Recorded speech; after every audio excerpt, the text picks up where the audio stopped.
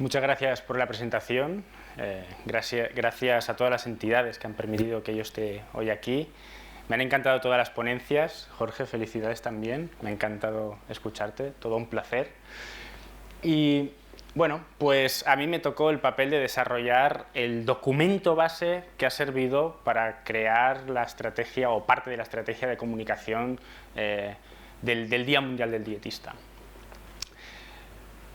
Gracias a todas estas entidades que tenemos aquí, a la Generalitat Valenciana, a la Conselleria, al Consejo General de Dietistas Nutricionistas de España, Codinocova, la Academia Española de Nutrición y Dietética y, bueno, informaros de que hemos creado una red, una plataforma para crear un sistema que permita que dietistas interesados en la nutrición basada en la evidencia, en la translación de la medicina basada en la evidencia, puedan interactuar y trabajar y aprender trabajando mediante una red. Y bueno, nos estamos organizando, hemos empezado en 2016 y creo que hemos conseguido grandes cosas. 2017 será el momento en que creo que vamos a despegar finalmente. Podéis hacer una foto, podéis coger el código QR y podéis bajaros el documento, lo tenéis también en la página web del Día Mundial del Dietista. Este documento lo hemos hecho dos personas, básicamente, Rodrigo Martínez Rodríguez y yo mismo. Y bueno, como ya os he dicho, es un poco la base para crear los mensajes que entendemos que son de salud pública y que por lo tanto tienen que estar basados en lo que dice la ciencia. Y por lo tanto hemos hecho este documento para saber en qué dirección comunicar y no errar en nuestras recomendaciones. Siempre me gusta empezar declarando los conflictos potenciales, conflictos de interés que podamos tener. En este caso me alegra poder decir que el tema no ha sido elegido por ninguna empresa. El tema se planteó pues, porque era el año mundial y tampoco el desarrollo de este documento de la comunicación, aunque hay empresas que han colaborado en algunas cosas como organización de eventos, etcétera, etcétera, la base no ha sido en ningún momento tocada o influenciada por ningún poder fáctico y por lo tanto podemos decir que estamos limpios de conflictos de interés financieros. Sí que quiero declarar un poco un conflicto de interés personal, en el sentido de que, bueno, soy vegetariano y por lo tanto tengo cierta tendencia a ver las cosas de origen vegetal pues con buenos ojos, ¿no? Os quiero hablar un poco del sesgo de selección y confirmación al que todos estamos sujetos y yo, como vegetariano y el 50% del que ha hecho este documento, pues estoy sujeto, he intentado evitarlo, por supuesto, pero bueno, hay que tenerlo en cuenta. Tenemos todos una tendencia a coger las pruebas que confirman nuestras hipótesis. En este caso, yo vegetariano, pues me siento muy a gusto, ¿no? Con una ponencia de este estilo. En formato imagen sería esto, ¿no? A veces cuesta mucho ver el propio sesgo y bueno, realmente existe en todos. Hemos intentado plantearnos el trabajo desde inicio con una mente en blanco, pero evidentemente para que toméis buenas decisiones en si os queréis creer o no lo que vamos a decir, pues tendríais que pensar que yo tengo este conflicto de interés personal. Como ya sabéis, nuestro mundo está sujeto a una carga de enfermedad muy grande. 56 millones en 2012, la OMS dijo que 56 millones de muertes, de esas 56 millones de muertes al año, el 30% era de enfermedades cardiovasculares, 14% de cáncer, 7% de enfermedades respiratorias y 2,5% de diabetes. Por lo tanto, factores de riesgo modificables, el estilo de vida, que afectan en ese aumento o disminución de riesgo, tenemos el tabaco, sedentarismo, alcohol y dieta. Por lo tanto, los dietistas tenemos un papel muy importante en cómo va a evolucionar los riesgos de la población. El superdietista, ¿no? Que es lo que intentamos, pues tiene que estar presente. Y como es el Día del Dietista Nutricionista, pues vamos a hacer un poco de publicidad del dietista, ¿no? También. Cabe mencionar que aún el dietista no está en el sistema sanitario público, no está en atención primaria, no estamos. Para poder sobrar tenemos que estar primero. Estamos a nivel privado y por lo tanto solo para las élites que puedan pagarlo. Hago esta pausa por si alguien quiere tuitear esto, ¿eh?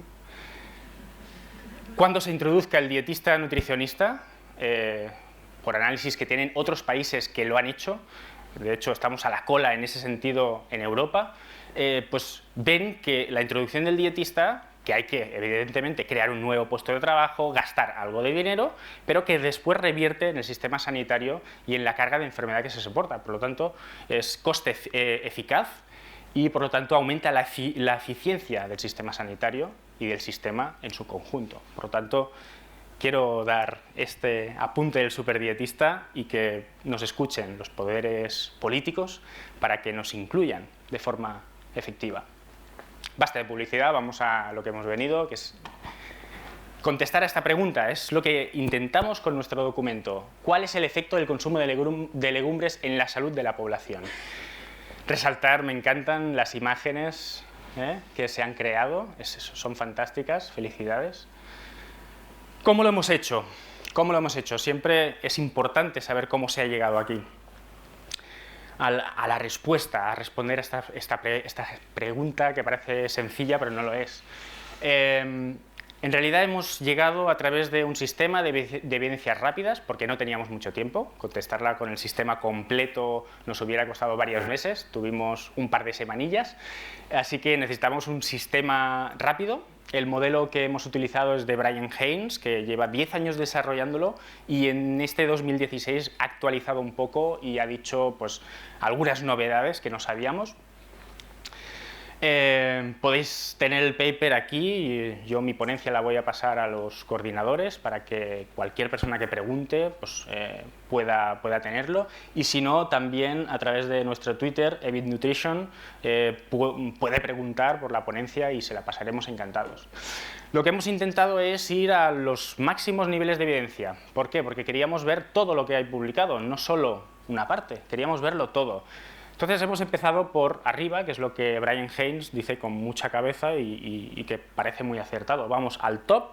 ¿Por qué? Porque ya han hecho parte del proceso completo. En este caso, las guías o los sumarios de guías no era lo suyo, porque están destinados a práctica clínica, y por lo tanto el top eran las revisiones sistemáticas y metaanálisis. Por lo tanto, solo hemos analizado revisiones sistemáticas y metaanálisis.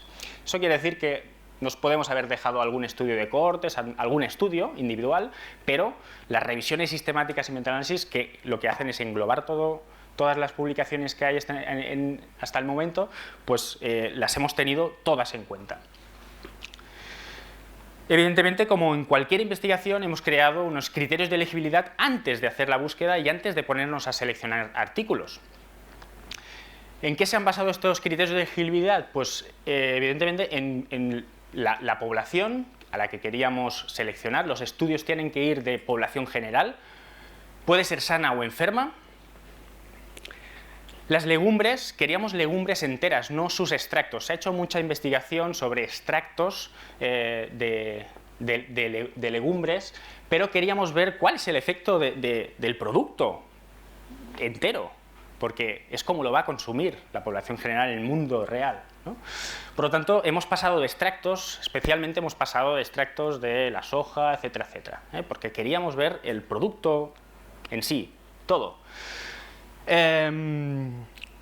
También hemos pasado de los estudios que iban sobre una sola legumbre. Esos estudios están más sujetos a sesgos de financiación, porque seguramente han sido financiados por alguna empresa, y además queríamos intentar evitar el crecimiento de un mito sobre una legumbre en concreto, como ha pasado con la soja, ¿no? La super soja, pues es porque se ha hecho mucha más investigación con la soja que con el resto. Queríamos pasar de todo eso, queríamos ver las legumbres en su grupo, en conjunto. Por lo tanto, hemos seleccionado solo revisiones sistemáticas donde haya mezcla de legumbres y no una sola legumbre. Nos ha interesado cualquier desenlace positivo o negativo, pero que sea completo y de interés para los sujetos a los que va destinado. Estamos hablando de prevención, por lo tanto no nos interesa si una legumbre aumenta o disminuye un metabolito que al final se ha relacionado con una enfermedad, nos interesa saber si la gente se muere más o se muere menos, tiene más riesgo de coger una enfermedad o menos, por lo tanto nos ha interesado los desenlaces que realmente son de interés para la población a la que irán dirigidos los mensajes. Y como ya os he dicho, el tipo de estudio que hemos elegido solo son revisiones sistemáticas y metaanálisis tanto de ensayos controlados aleatorizados como estudios de cohortes. Se ha usado una estrategia de búsqueda restrictiva. Eso quiere decir que solo hemos buscado en una base de datos, PubMed, la de acceso para todo el mundo. Hemos seleccionado PubMed porque es aquella que permite que cualquier persona siga la misma metodología que hemos seguido nosotros y llegue potencialmente a las mismas conclusiones o llegue a conclusiones distintas y nos pueden rebatir. Este es el interés de haber usado PubMed y no Scopus, por ejemplo, que hay mucha más información, pero no es de acceso gratuito. La estrategia de búsqueda ha sido amplia, sensible y precisa. Y además reproducible. Como estos son solo palabras, voy a poner una imagen de lo que ha sido la estrategia de búsqueda. Esto es lo que hemos creado para PubMed. Y esto, si vosotros lo cogéis y lo peguéis en PubMed, veréis los mismos estudios que nosotros hemos visto, más los nuevos que se hayan publicado. En realidad, aunque parece muy difícil esto, muy complejo, son solo dos conceptos. Hemos relacionado solo dos conceptos. El que está en rojo son todas las legumbres. Eso sí, en su nombre común y sus posibles variaciones como en su nombre científico. Y finalmente lo hemos añadido al tipo de estudio. Por lo tanto, ya veis que no estábamos enlazando a ningún desenlace preconcebido, sino que era todo lo que se haya publicado de legumbres, todo, y que sean revisiones sistemáticas y metaanálisis.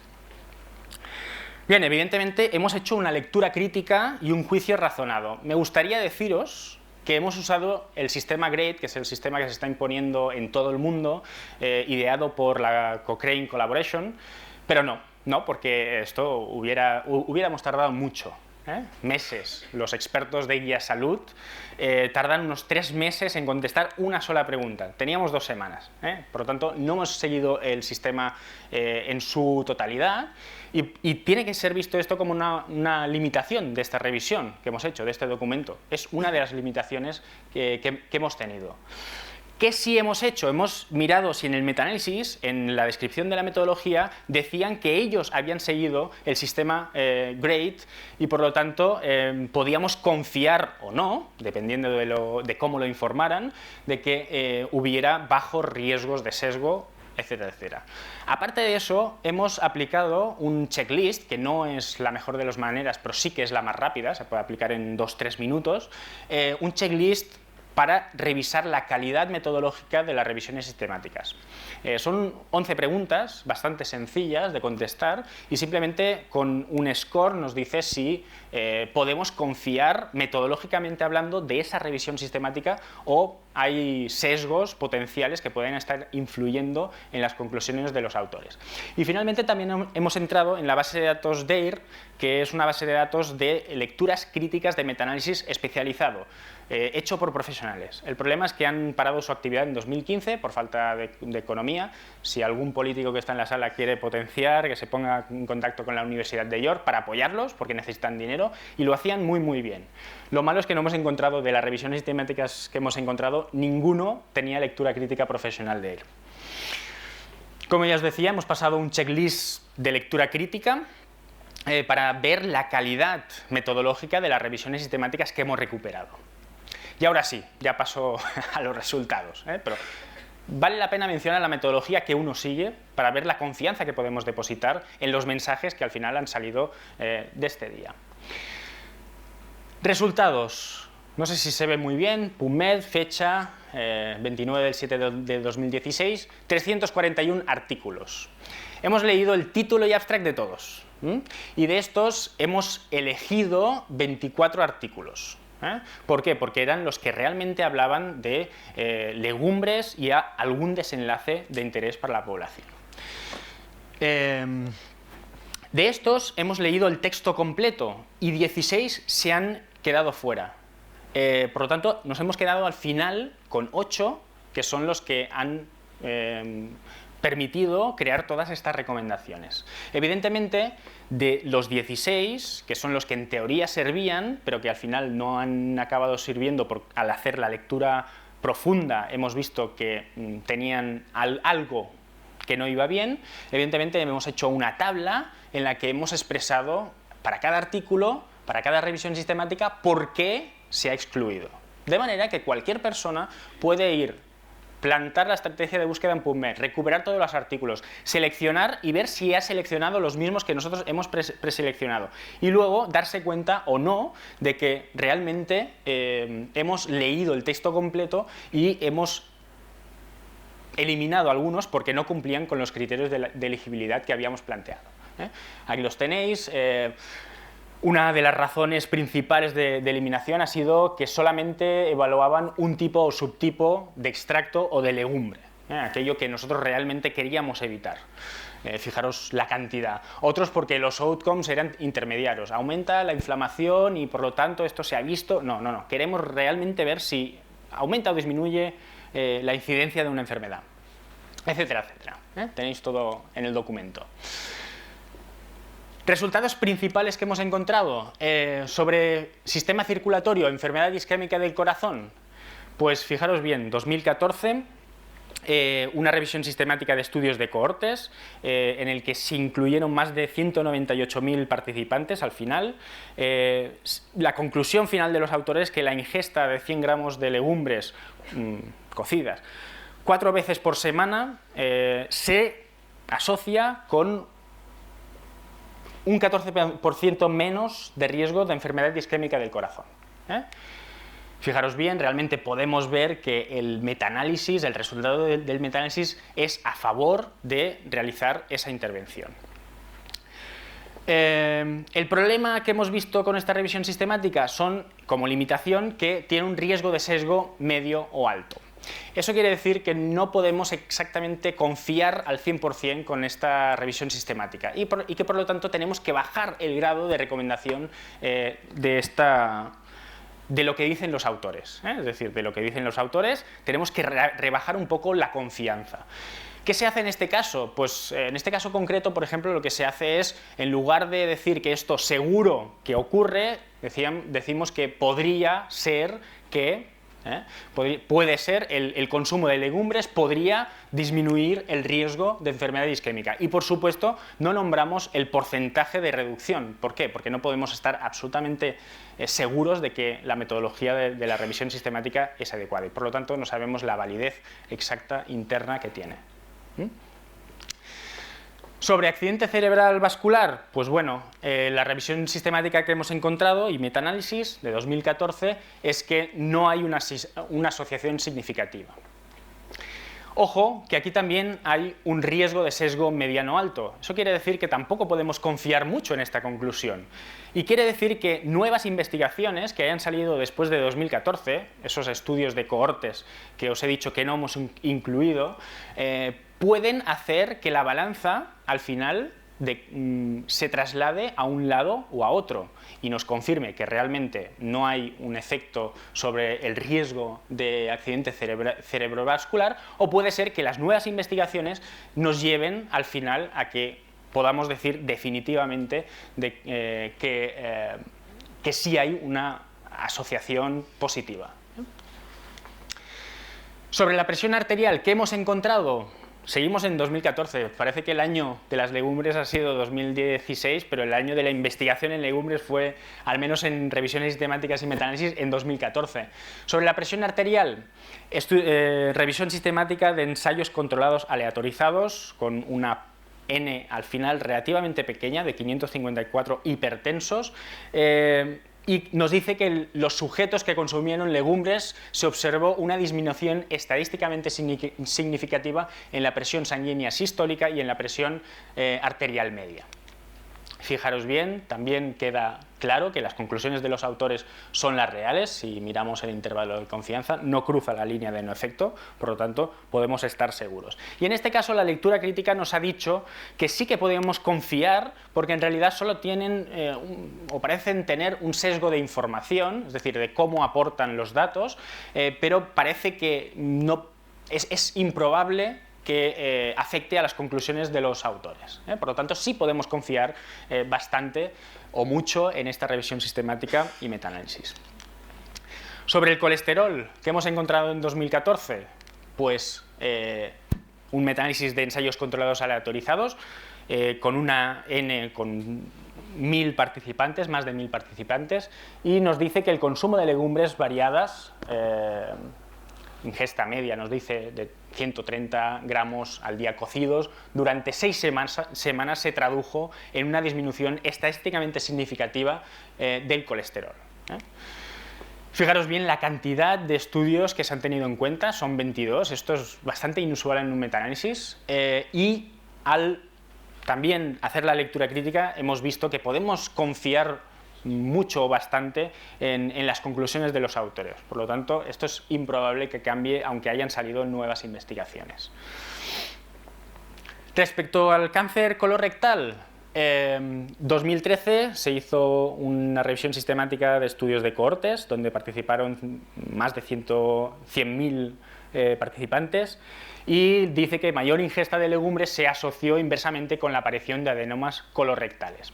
2015 se hizo otra revisión sistemática, parece que mucho más extensa, en el que se incluyeron 1.900.000 participantes, y se observó una asociación inversa entre un mayor consumo de legumbres y este tipo de cáncer. También la lectura crítica nos dijo que podemos confiar, y al tener 2 revisiones sistemáticas que van en la misma dirección, eso nos indica pues, que a medida que pasa el tiempo, los que hacen metaanálisis llegan a las mismas conclusiones, y por lo tanto también es más improbable que cambie a lo largo del tiempo. Sobre el sobrepeso y obesidad, que ha salido en una de las primeras ponencias y que decían que hay ese miedo, ¿no?, a que el consumo de legumbres conduzca a un aumento del peso corporal, pues bien, un metaanálisis de ensayos controlados aleatorizados de casi 1000 participantes realizado en 2016, este año, pues dice que los sujetos con legumbres diarias, que consumían legumbres diarias, también nos dice la cantidad, etcétera, etcétera, obtuvieron una reducción de peso de 0,34 kilogramos sin que la dieta fuera especialmente preparada para perder peso. Para aquellos sujetos que se hizo una dieta para perder peso, la diferencia entre una dieta que incorporaba, para perder peso, que incorporaba legumbres y otra que no incorporaba legumbres era casi de 1 kilo. Es decir, que al finalizar la intervención, los que habían consumido legumbres habían perdido más peso, seguramente por los mecanismos que nos ha nombrado uno de los ponentes de esta mañana sobre el efecto sobre la saciedad. Y bueno, podemos ver también el metaanálisis y el informe de sesgos, ¿no? La lectura crítica nos dice que también podemos confiar mucho en las conclusiones de los autores. ¿En qué se traduce todo este trabajo extenso de revisión, de evaluación, de lectura crítica? Pues en los pocos mensajes que podíamos dar en base a lo que había publicado. El consumo diario de legumbres podría asociarse con una disminución del riesgo de padecer enfermedad isquémica del corazón. Fijaros bien que lo hemos expresado en forma condicional y sin poner cifras, porque ya decíamos que la lectura crítica nos había dicho que no podíamos confiar mucho en si la metodología estaba realmente bien hecha del todo, con lo cual teníamos que expresarlo de una forma condicional. El consumo de legumbres de forma regular puede ayudar en el control de la hipertensión arterial, tanto en hipertensos como en normotensos. De nuevo, puede ayudar porque bajamos un poco la confianza. El consumo de un surtido de legumbres variadas puede ayudar en la disminución del colesterol LDL. Todos ellos mensajes derivados de máximos niveles de evidencia. El consumo diario de legumbres podría asociarse con una disminución del riesgo de padecer cáncer colorectal. De nuevo, fijaros bien, condicional, porque la lectura crítica nos decía que no sabíamos exactamente la validez interna de esa revisión sistemática. La inclusión de legumbres de forma habitual en las dietas de adelgazamiento puede que se traduzca en una mayor pérdida de peso. Aquí sí, con un poco más de confianza, porque el estudio veíamos con la lectura crítica que podíamos confiar en él. El consumo de legumbre regular, a diario, puede que ayude en el mantenimiento de peso corporal. Estas son las conclusiones que podíamos sacar en base a los estudios, a las revisiones sistemáticas que teníamos. Y una de las conclusiones a las que llegamos nosotros después de hacer todo este trabajo es poner en duda un poco las recomendaciones que se están haciendo en las principales guías de alimentación. En casi todas aparece como que el consumo tiene que ser entre 2 y 4, y en cambio en las revisiones sistemáticas, en el gradiente de dosis-respuesta, se ve que es a partir de 4 ingestas a la semana, 4 raciones a la semana, donde se ven efectos realmente significativos y relevantes para salud pública. Ok, voy terminando. Por lo tanto, ponemos un poco en duda que la recomendación tenga que ser entre 2 y 4 para irnos a 4 o más. Esto es uno de los puntos a los que hemos podido llegar. Y otro punto interesante que sí que aparecía en los metaanálisis es que es probable que parte del efecto beneficioso del consumo de legumbres es porque al consumir legumbres desplazamos otros productos como la ingesta de carnes procesadas e hidratos de carbono refinados. Con lo cual, bueno, ya tenemos 2 posibles mecanismos que explican el porqué de los resultados. Y evidentemente, pues como decía Jorge, hay que favorecer las recetas tradicionales que excluyan carnes procesadas e hidratos de carbono refinados y sean vehículo de consumo de frutas y hortalizas y frutos secos, y se recomienda modificar el resto de recetas tradicionales para convertirlas en opciones más adecuadas. Es otra de las conclusiones a las que hemos podido llegar. Esta es mucho más subjetiva, pero bueno, era una de las posibles respuestas que podíamos dar. Y nada más, muchas gracias. Aquí nos tenéis para lo que deseéis.